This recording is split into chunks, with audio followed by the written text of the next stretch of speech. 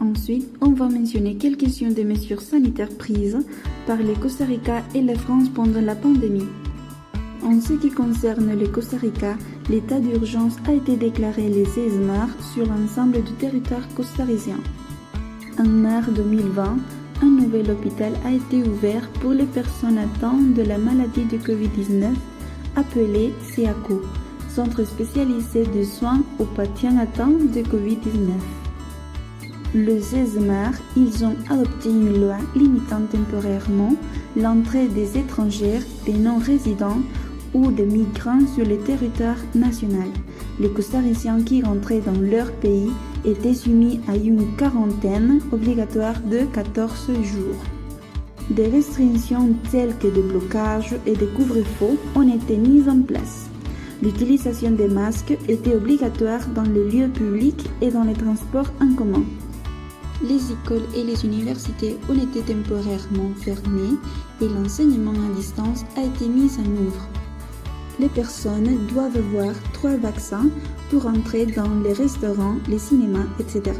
Finalement, le gouvernement a aidé de nombreuses familles qui se sont retrouvées sans emploi avec un bonus de 3 mois pour pouvoir suppléer leurs besoins essentiels, appelé Bono Proteger.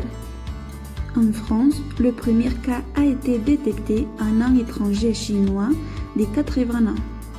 Le 14 février, la France a enregistré son premier décès, devenant ainsi le premier pays européen à enregistrer son décès dû au virus.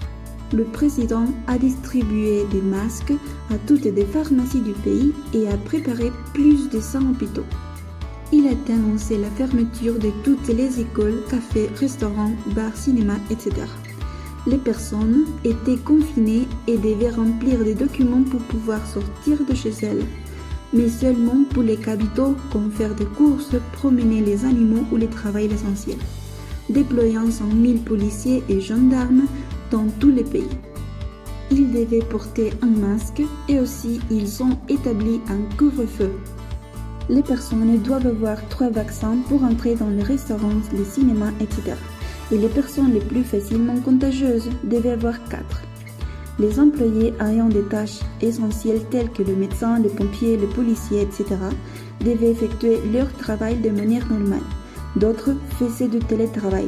Mais les autres qui ne peuvent pas le faire ne travaillent pas, mais les salaires étaient payés à 90% financés par le gouvernement français. Created using Powtoon.